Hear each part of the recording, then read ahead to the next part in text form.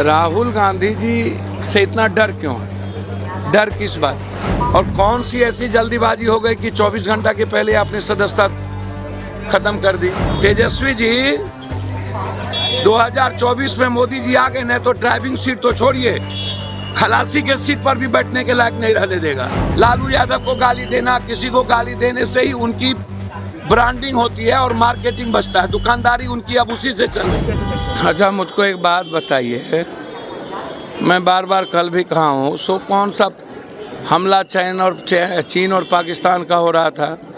ये जब आप इसको ऐसे सोचिए, जब इनके मंत्रिमंडल में बाबू भरी राय जी थे, नरेंद्र मोदी के मंत्रिमंडल में, जब उनको सज़ा 3 साल की हो गई, तब वो मंत्री भी रहे, जेल भी नहीं गए और 2014 में बरी भी हो गए। राहुल गांधी जी से इतना डर क्यों है? डर किस बात की? जब आप कंप्लीट रूप से करप्शन से दूर हैं तो जेपीसी का डिमांड आप मांग क्यों नहीं लेते हैं? आप जब 56 इंच के सीना आपको है, मैं भी मान लिया आपको है, तो आप जेपीसी मान लीजिए, 56 इंच का सीना स्वीकार हो जाएगा। आप बदले की भावना से जो बात हम बोल रहे हैं देश दुनिया में कि ये डेमोक्रेसी खतरे में है, संविधान से ऊपर बात हो रही है, सारी व्यवस्थाएं समाप्त हो रही है, तो वो आप देख लीजिए। आप कहाँ क्या बात, आप नीरव मोदी या ललित मोदी भ्रष्टाचार के खिलाफ बोलने पर इतना बड़ा गुनाह कौन सा था? यह मानहानि बीजेपी के एमएलए ने किया और केस हुआ सूरत में, गुजरात में हुआ, 4 जज बदले गए। आप इसको देखिएगा ना। और कौन सी ऐसी जल्दीबाजी हो गई कि 24 घंटा के पहले आपने सदस्यता खत्म कर दी, जबकि इस मानहानि में इतनी सजा भी नहीं हो सकती है, जबकि 1 महीने का समय दिया गया। तो आप लगातार जिस तरीके से, और उसके बाद आप राजनीति शुरू कर देते हैं जात की, तो आप हमको बताइएगा ना कि ओबीसी की बात आप करते हैं तो जाति जनगणना के सबसे बड़े दुश्मन क्यों हैं? 10% यदि आप आरक्षण ऊंची जात के गरीबों को दिए तो आपने 68 और 85% आरक्षण आप ओबीसी के बढ़ा देते। और देश में एक भी ओबीसी आपके सीएम है क्या? दलित सीएम है क्या? आप प्रमोशन में देख लीजिए, या बड़ी बड़ी यूनिवर्सिटी में आप एडमिशन को देख लीजिए, या डिप्टी डायरेक्टर में एक भी ओबीसी नहीं लाए। आप इतने दिनों के अंदर एक भी सेक्रेटरी आपने ओबीसी दलित नहीं दिया। आप जिस जाति की बात करते हैं, अलग अलग स्टेट में अलग अलग जाति के अलग, अब हम कहीं यादव है तो वहाँ पर ऊंची जात में लोग हैं, या कहीं राजपूत है तो पिछड़ी जात में लोग हैं। आप बिहार या यूपी को हर स्टेट के ऐना से नहीं देख सकते। अब नीरव मोदी को भी आप जाति बना दीजिए ओबीसी, तो आप अदानी जी के मुद्दे को आप खत्म करने के लिए धर्म और जाति से तौलिए, तो क्षेत्रवाद में आप में क्या अंतर है? आज देश सवाल राहुल गांधी का नहीं है।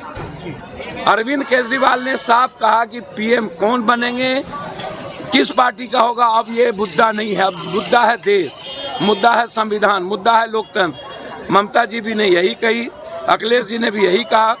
अब तो नीतीश जी को क्या बोलते हैं, ये तो भैया अब ईवीएम को लेकर के 14 पार्टी गए हुए हैं। नीतीश कुमार जी दस्तखत नहीं किए, इनकी पार्टी ने दस्तखत नहीं किया।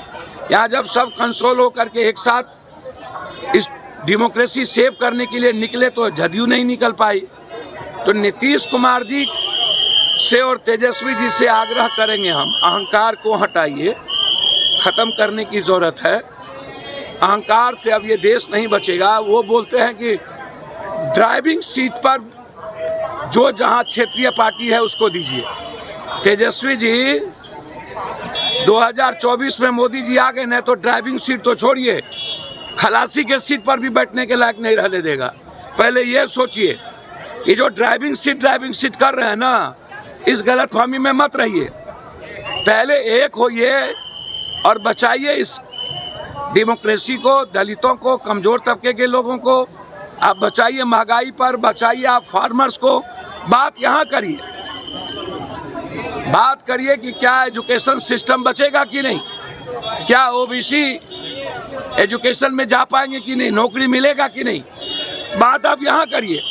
ये चुनाव के लिए सिर्फ ओबीसी इनका काला चिट्ठा निकाल लीजिए तो पता चल जाएगा सबसे बड़े दुश्मन है ये ओबीसी के और दलितों के, ये बात करते हैं बड़ी बड़ी। तो इसीलिए राहुल जी, मुझे नहीं लगता, मोतीलाल नेहरू और इंदिरा गांधी, राजीव जी का शहीद। सुशील मोदी का तो कहना है कि करोड़ों ओबीसी लोगों को अपमानित किया है राहुल। सुशील मोदी जी के पहले ये न पूछिए कि उनका कौन कौन अपमान किया है।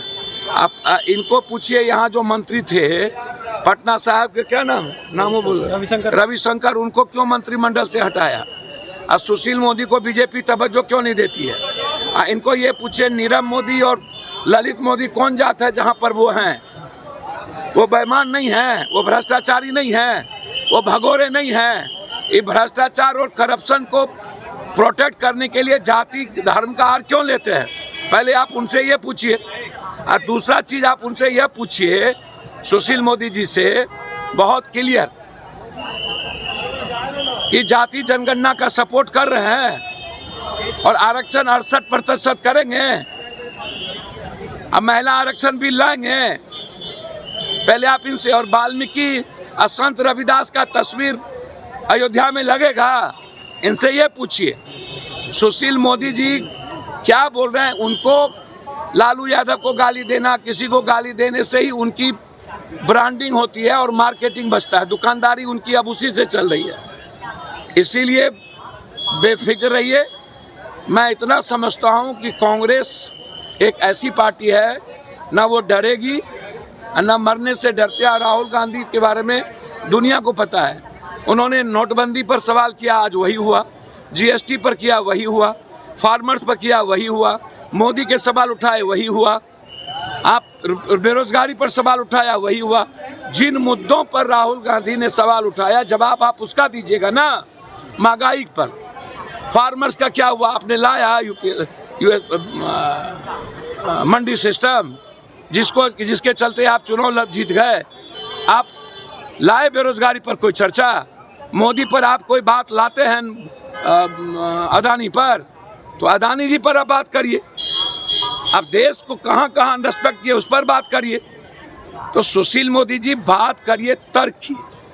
हमेशा जब 24 आता है तो कंप्लीट विपक्ष को, जो सशक्त और मजबूत विपक्ष है, मेरा मानना है कि उसको कोई व्यक्ति दुनिया में खत्म नहीं करती है। सशक्त विपक्ष को, मजबूत विपक्ष को जिंदा रखती है, ताकि एक सामने में सत्ता, ऐसा सत्ता पक्ष हो जिससे वो लड़ सके, जिससे वो सीख सके।